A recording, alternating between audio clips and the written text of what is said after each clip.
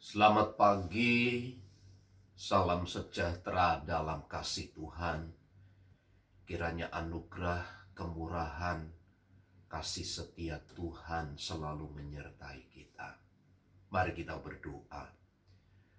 Allah yang kami sembah di dalam Yesus Kristus Tuhan, Allah yang mengasihi kami dan mengaruniakan kehidupan yang baik. Kami bersyukur atas lawatan dan pimpinan-Mu Tuhan. Saatnya kami akan merenungkan kembali firman-Mu.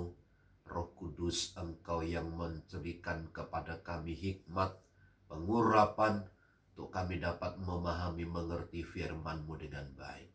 Dalam nama Tuhan Yesus. Amin. Amsal pasal 11 ayat 21. Sungguh orang jahat tidak akan luput dari hukuman, tetapi keturunan orang benar akan diselamatkan. Ada satu bagian di mana janji Tuhan dinyatakan kepada setiap kita karena kita berdiri di atas kebenaran. Tetapi bagi orang-orang jahat pun mereka akan mendapatkan sebuah ganjaran, yaitu mereka akan memperoleh hukuman.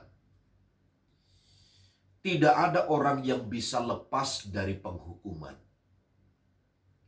Seperti kitab Roma, Paulus sampaikan begini, upah dosa ialah maut, tetapi kehidupan kekal bagi mereka yang ada di dalam Kristus Yesus Tuhan.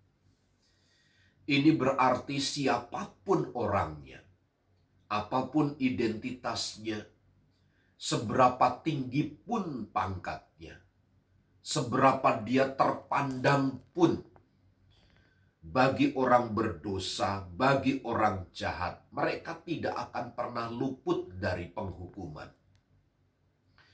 Tidak ada satu cara, baik itu kebaikan sekalipun dari manusia ini, untuk melepaskan diri dari penghukuman Tuhan ketika kita berbuat kejahatan.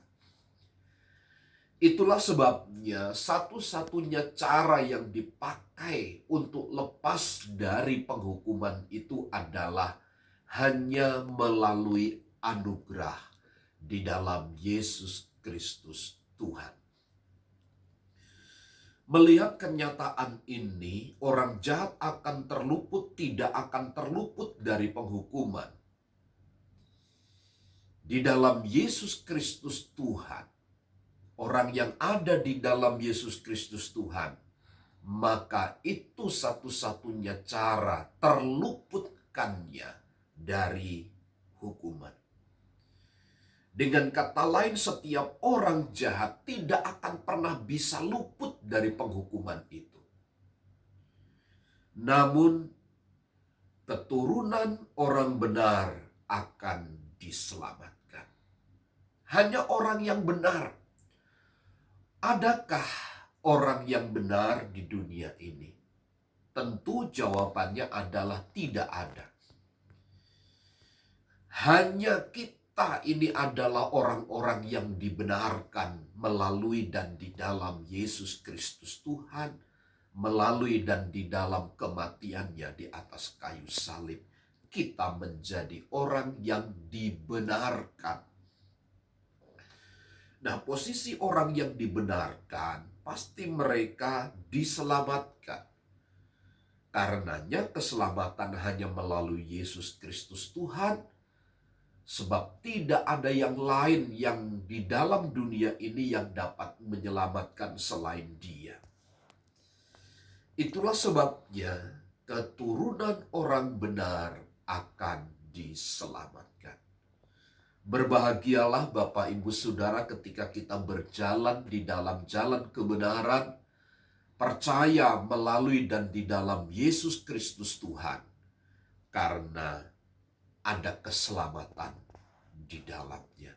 Pertahankan meskipun sesulit sesukar apapun jalan yang harus kita tempuh, karena ada satu kehidupan yang menanti kita, yaitu kehidupan kekal selama-lamanya. Tuhan Yesus memberkati.